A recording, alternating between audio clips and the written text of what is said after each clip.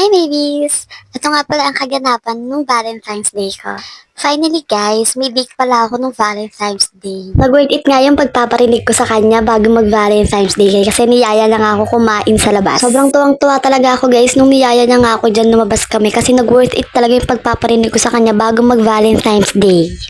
Ito rin kasi yung unang Valentine's Day namin na magkasama. Kasi last year, guys, yung Valentine's Day namin is sa video call lang kasi LDR nga kami. Kaya tignan nyo naman, guys, di ba may napala naman talaga yung pagpaparinig ko sa kanya.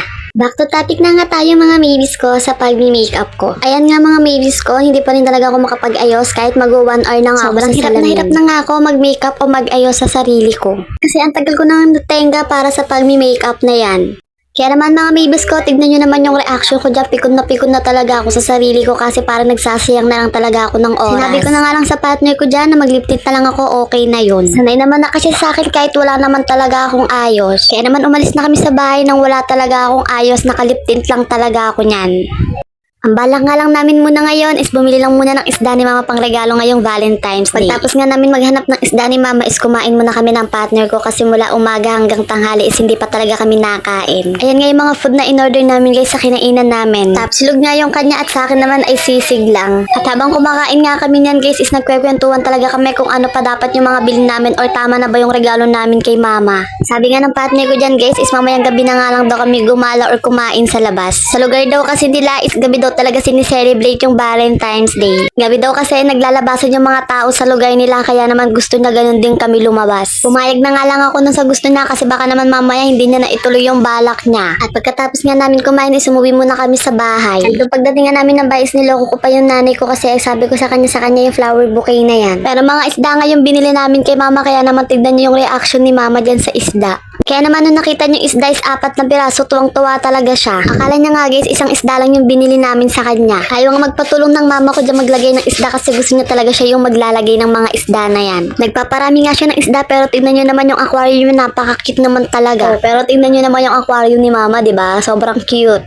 With oxygen na yan. Yung bahay nga namin is malapit na talaga siyang maging Manila Zoo. Kasi sobrang dami na talaga namin ng alaga dito. Meron na nga kami ditong mga aso at pusa, pati naman yung kalapate plus dinagdagan pa ng isda at manok. Ano naman kayo yung next na aalagaan namin dito? Kulang na lang talaga mga rabbit na lang talaga pati ahas para naman talaga maging Manila Zoo na yung bahay namin. Sa susunod nga niyan is mga hayop na talaga yung titira sa bahay namin at kami na lang talaga yung matutulog sa labas. Sadyang mahilig nga lang talaga kami mag-alaga ng mga hayop pero na parang napapasobra na rin talaga. Hindi ko na nga na-videohan yung pagbili sa akin ng partner ko ng flower bouquet. Hindi nga ako mahilig sa color violet pero ang ganda pa rin talaga ng bulaklak. Nung naggabi na nga is nagyaya na talaga siyang kumain sa labas tapos ang hirap namin makasakay. Sobrang nahirapan nga kami sumakay ng jeep kaya naman tinulak ko na lang talaga siya sa dali. Pagtulak ko nga sa kanya sa dali is nadapa nga siya sa loob ng dali. Kaya nga nung nadapa siya tinulungan ko tumayo yung gas stove na to. Binudol ko na nga siya kaya naman napabili talaga siya ng kalan. Sabi ko nga sa kanya, since nahihirapan kami sumakay is dito na lang kami sa dali. Ganun din naman, kaya naman mapapagastos na lang siya. Kaya naman sabi ko sa kanya, ibili na lang yan ng gamit. Wala na siyang nagawa niyan kasi hawak ko na talaga yung kalan, ipapapunch ko na lang talaga siya cashier. Nung ina-unbox ko na guys, ayoko talaga magpatulong sa kanya. Gusto ko ako yung magbubukas ng kalan na yan. Sobrang excited ka ako magbukas ng kalan na yan. Tingnan niyo naman mga maybes ko, nung pagbukas ko, kala mo naman talaga ginto yung laman. Ang ginto yung ngiti, pero butain lang naman yung laman ng kahon. Basta talaga paggamit sa bahay is satisfied yung ngiti ko dyan. Minadali ko na talaga yung unboxing niyan kasi baka naman talaga isoli pa ng partner ko yan sa dali. Siguro talaga pag tumatanda na gamit na talaga sa bahay yung cravings. Madalas na nga ako mag-crave niyan sa mga gamit sa bahay kesa naman talaga sa mga pagkain na yan.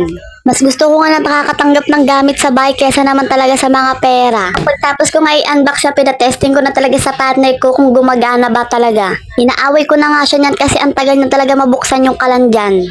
And ayan nga guys, nung pagbukas namin is gumagana talaga. Kaya naman nung nakita ko nagbukas na yung kalan at bumuga ng apoy is para talagang sumakses talaga yung pagkatao ko. Pagkatapos ko nga i-unbox yun is lumabas talaga kami ng partner ko para bumili ng teddy flower para naman sa bunso kong kapatid. Kasi nga umiiyak na siya sa GC kasi lahat talaga kami nakatanggap ng flower, siya lang talaga hindi. Niloloko ko nga yung papa ko dyan na sa kanya yung teddy flower pero ayaw niyang tanggapin. Kaya nga nung inabot namin sa kanya, tuwang-tuwa talaga yung papa ko. Pagtapos nga nila sinanap na namin yung bunso namin kapatid ko, nasa tas tinanong ko kay mama, sabi ni mama nasa kwarto daw. Tapos nung pagbukas ko nga ng kwarto is hindi ko talaga siya makita kasi ang dilim. Kaya naman nung pagkita niya ng flowers is hindi talaga nakita yung reaction niya kasi ang dilim talaga doon. Hindi pa nga siya makapaniwala na kanya talaga yung teddy flower na yan. Tinatanong niya talaga kung sa kanya yan. Kaya naman sinabi ko hindi sa kanya yung para talaga kay Cindy yun. O ayan, nakatanggap ka na, wag ka na sanang umiyak sa GC. Siyempre, it's time to flex na sa TikTok. Nakakailang take na nga ako nento, hindi pa rin talaga ako makabuo kasi nangungulit talaga yung partner ko dyan. Kaya sa sobrang pikon ko is nahampas ko talaga siya ng bonggang bongga. Nung magti-take nga ako is nangungulit talaga siya ng gugulo, kaya naman tinuloy ko na lang kasi napapagod na rin talaga ako. Flex na flex, kala mo naman talaga hindi nagpaparinig, napakayabang eh. Nagulat nga ako guys, pagising ko ng kinabukasan is may flower na naman ako with chocolate na ate ko nga pala to galing itong pagsabi niya sa amin sa GC. Ito nga yung flower ng mga natanggap ko nung Valentine's Day. Dumating na nga yung in-order kong regalo para naman din sa partner ko. Actually guys, may regalo na talaga ako sa partner ko ng February 9 pa lang. Yung regalo ko pala na to guys is pinag-iisipan ko talaga kung bibilin ko ba talaga siya or hindi. Since matagal niya naman gusto yan, kaya naman binilang ko na siya kahit sobrang pricey naman talaga. Hindi na nga alam yan guys kasi sabi ko sa kanya may in-order akong damit namin dalawa pang dagat. Nasakay ko nga siya ng bonggang-bongga niya kasi sabi niya ba naman guys sa fishing rod at fishing reel daw siya kinikilig at hindi na sa akin. Kaya naman sabi ko sa kanya akin na nga yan kung hindi ka na talaga kinikilig sa akin. Akala niya nga lang yan guys is fishing rod lang talaga yung in-order ko sa kanya kasi sabi ko sa kanya yung isang parcel is damit na namin talaga yun. Ayaw niya nga magpatulong niyan guys kasi baka daw magasgasan talaga yung ultralight niya. Pangalawang beses ko na nga siyang binilan ng fishing rod guys. Unang rod nga kasi bili ko sa kanya guys is ordinary lang talaga, tamang panlibangan lang talaga. Nung unang bili ko nga sa kanya ng fishing rod guys, nasira yung reel nun. Kasi nga guys yung reel na nun is plastic lang talaga. Sabi ko kung bibilang ko siya ng metal reel, palitan ko na lang din talaga ng ultralight yung rod niya. Tinulungan ko na nga siya mag-unbox niyan guys kasi sabi ko tulungan ko na siya pero kanya talaga yung fishing rod na yan.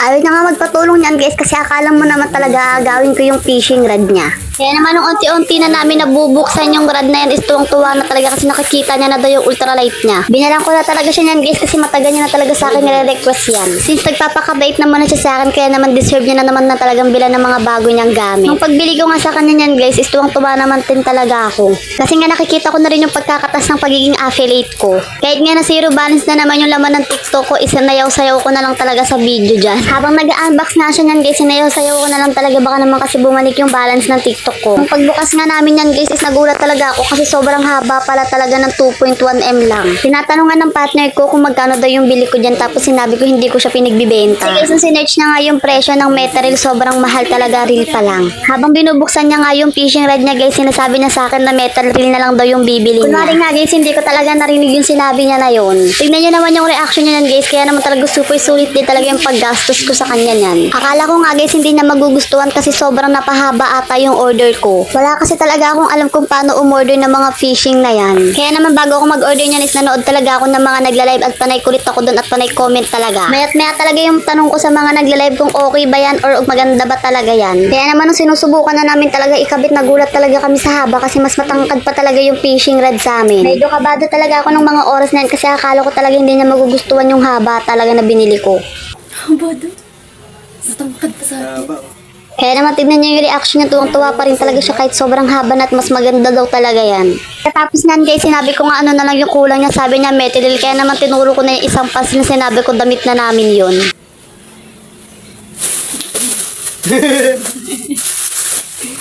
Kaya naman guys, ang tinuro ko yung isang pass at tuwang-tuwa naman din talaga siya. Yan. Nasaan yung ballpen? Damit yan eh. Tamo ka naman yan ito.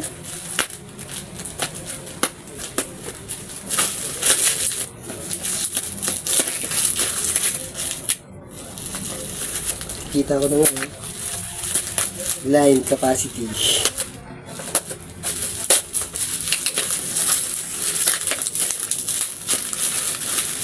Nakabit di kabit daw dito. Mabulo. Dito. Tiba yun. Diba? Series to. 2000 series.